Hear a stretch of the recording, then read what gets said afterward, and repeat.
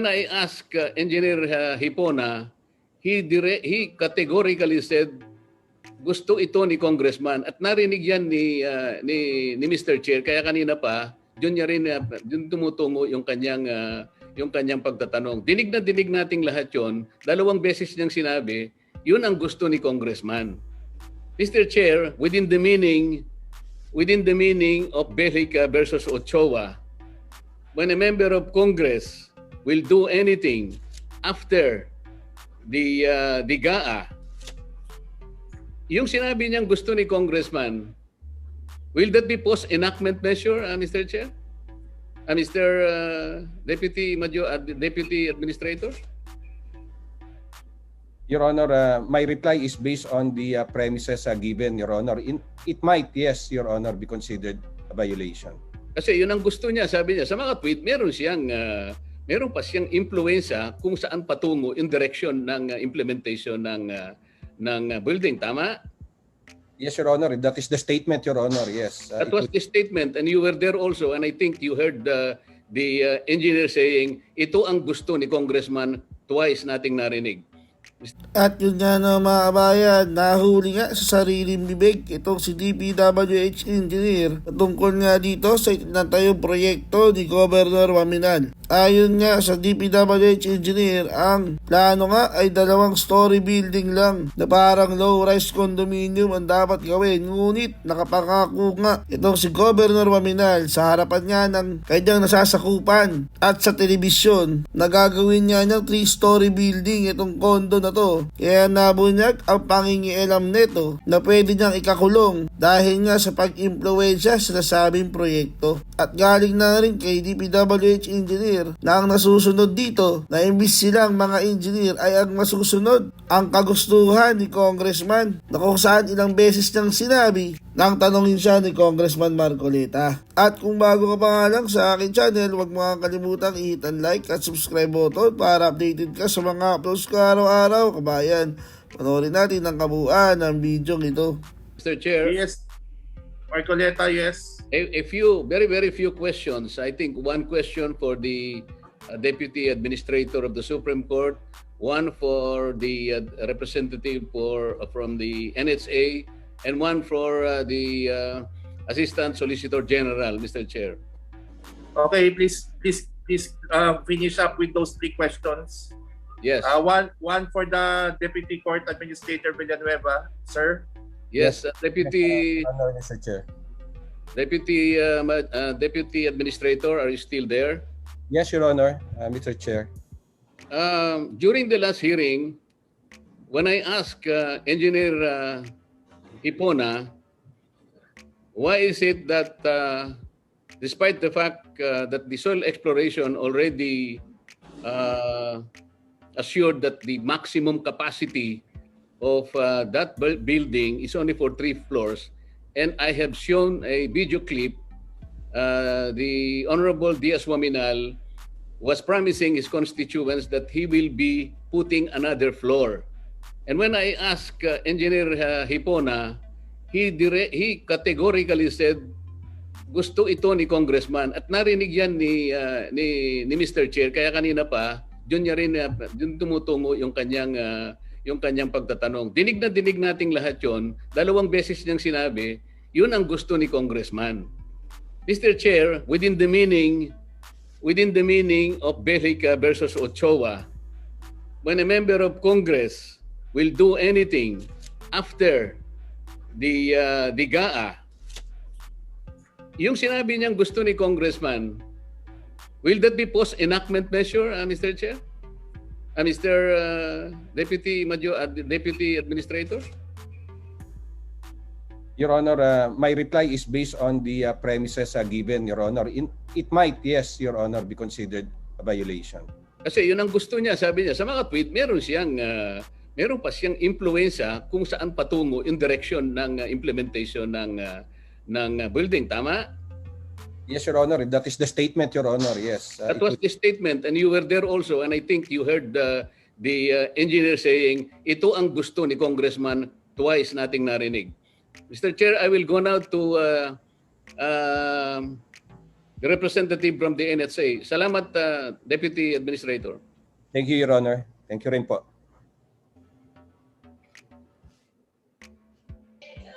Representative from the Attorney Carlo.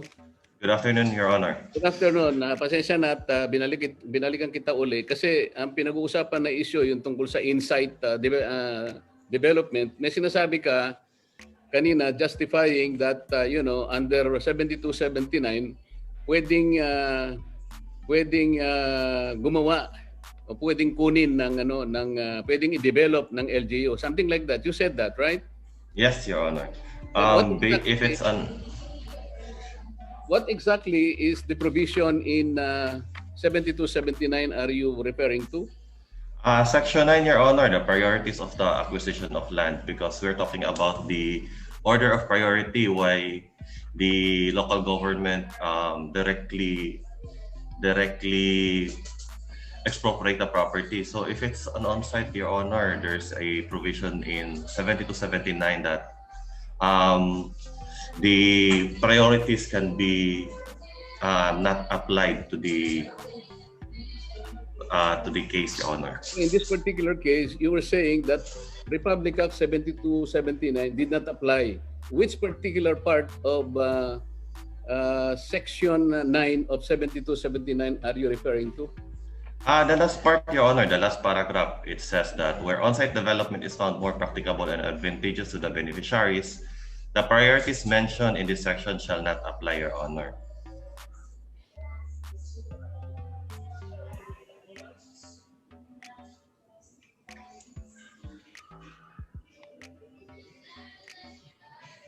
Will you please read that, Sir Representative?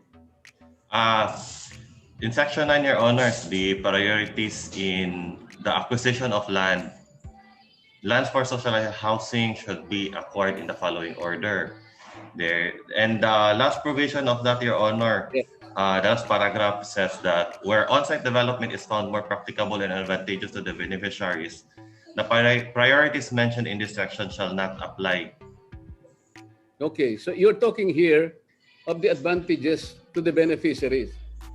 But if the area to be covered by that particular project are titled properties, naturally the beneficiaries are not the owners of the property expropriated. Is that correct? Again, Your Honor. Kung yung lupa, sabi mo, the on-site development is more practicable and advantageous to the beneficiaries, the priorities mentioned in this section shall not apply. Yes, Your Honor. Okay. Ang problema dito, ang magiging beneficiaries, ang tinutukoy lang. What about the owners of the titled lots where their areas were utilized to give up that site development for the beneficiaries? What is the position of NHA there?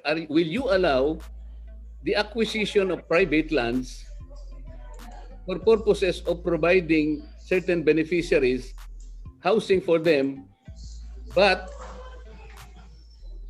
again, the residents who own the houses and who built them with their income, hard-earned income, ano magiging katayuan nila rito? You are applying this particular last paragraph not for the benefit of the landowners, but you are talking only for the benefits. Is that the position of the National Housing Authority, that the residents who owns the titled properties will be disadvantaged for the sake of would-be beneficiaries? Will that be the position of the National Housing Authority? Your Honor, that is based on the premise that the beneficiary of the housing is those who are presently occupying, Your Honor. Yes, kung sila yung nag-o-occupy. But if the area over which the buildings will be built are not the beneficiaries but other people who own the lots, this particular paragraph will not apply. Is it not? I think in this case, Your Honor, the beneficiaries are also some of the landowners, Your Honor. Not necessarily. You don't know that because you have not studied this. if they were beneficiaries in the first place, they should not have gone to court to question this. Sila ang magbe-benefit, di ba? It's very obvious that the beneficiaries here are not the ones, okay, located or living in the on-site development. They are not. They don't own the property. The residents who own the properties will be disadvantaged by this. Hindi naman sila informal settlers. This particular paragraph refers to informal settlers. Attorney Carlo, ang pinag-uusapan sa LAMAN ay yung residente na sila ang may-ari ng lupa. Then you cannot apply this. Kaya nga makikita mo under Section 9, under Section 9, titingnan mo riyan, the private-owned lands are last in the priority. You will have to consider the order of priority before you apply this last paragraph. Kasi ang last paragraph refers to the informal settlers who are living on site. Yun ang ibig sabihin nun. Ikaw naman. I'm not aware, Your Honor, because there's no mention in the law, Your Honor. So I'm just reading it as is, Your Honor. I assume that you have already studied the case in LAMAN. Hindi mismo beneficiaries yung pagde-developan ng on-site. They are titled lots owned by the residents. Hindi yung mga informal settlers. Yes, Marcoleta, let us move on. Okay. The witness is ready. For having clarified that, Mr. Chair, I will now go to the last person. I would like to query on the Assistant Solicitor General. Yes, Attorney Panga, Assistant Solgen. Yes, Mr. Chair, Your Honor, present. Attorney, pasensya na, at medyo humaba na naman tayo. Kanina sinabi mo that if the court issued a writ of possession, even without a writ of demolition, the proponent of the project can already demolish structures or houses or whatever found there dahil binigyan siya ng writ of possession ng court. Tama ba yun? Mr. Chair, Your Honor, what I said was, once the court issues a writ of possession, the implementing agency can implement that. I also said that depending on the situation, a writ of demolition may or may not be required. The situation, Attorney, is that most of the area covered by the two buildings are owned by small landowners. They're titled lots, and their houses are built in those areas. That is the reason why they questioned this project in court, and they went up to the Supreme Court to defend their rights. Now, given this situation, pwede mo bang sabihin that because the court issued a writ of possession, pwede nang gibain without writ of demolition yung kani-kanilang bahay? This is now the concrete situation in LAMAN. Your Honor, my understanding of the law is that the writ of demolition does not apply to properties expropriated against titled property owners. In other words, if we expropriate a land owned by Mr. A, we can demolish the improvements provided we are issued a writ of possession.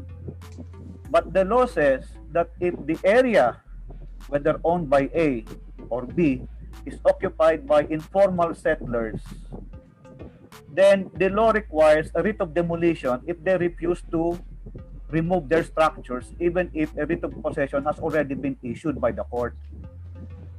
Attorney, I will explain it again for clarity. Yung pinagtayuan ng dalawang buildings, hindi informal settlers ang nakatira doon . Yung mga nagsipag-complain doon, titled yung kanilang properties over which those residents were built. Yung iba, renters pa nung isang structure doon, and I have documents to show because I have the receipts and proofs of their rental and lease payments. Hindi sila informal settlers. Ngayon, ang sinabi mo kasi kanina, kapag meron ng writ of possession, ay pwede nang mag-demolish yung proponent even without a demolition order coming from the court. That's a very dangerous position, attorney. I wanted to ask you what legal basis are you using Your Honor, by articulating that a very, very dangerous proposition? Mr. Chair, Your Honor, I am simply basing my statement on Section 9 of Republic Act 10752. It says here that if the land subject of the expropriation involves informal settlers, then the second paragraph requires a writ of demolition if the informal settlers refuse or are unable to demolish their structures and other improvements despite the writ of possession issued by the court. If there are no informal settlers involved, my position is there is no need for a writ of demolition as long as you have a writ of possession. The basis for this is that the writ of possession will not be issued by the court unless requirements on the deposit shall have been made. The problem, attorney, is that hindi informal settlers ang pinag-uusapan natin, but these are residential areas titled sa kanilang pangalan yung kanilang lupa na kinatitirikan. So, ang yung binabanggit involves informal settlers. We're not talking of informal settlers here. These are titled lots of residents in Barangay Lamaan. Yung mga bahay nila dyan, merong writ of possession pero walang writ of demolition, meron ng tinanggal, meron ng winasak. Ang tanong ko sa iyo, kasi kung sasabihin mo na hindi ka kailanganin ang demolition order dito, that is a very, very dangerous statement. Kasi kapag ka pala nakuha ng proponent o LGU, kahit anong nakakuha siya ng writ of possession, hindi naman siya informal settler, titled sa kanyang property, then they can readily demolish that structure. Is that your position? Mr. Chair, Your Honor, my premise on that is that there is no need to issue a writ of demolition if the property which is expropriated, subject of the writ of possession, the deposit requirement rather has been made with the court. The court will not issue a writ of possession if those deposit requirements are not complied with. In other words, the minimum is if it were a lot or if there is an improvement, the requirement on the deposit shall be made so that from the get-go, the land and the improvement is already been paid by the agency, and after the writ of possession shall have been issued, then the agency can already carry out the writ of possession. They can clear the area, start the right-of-way project.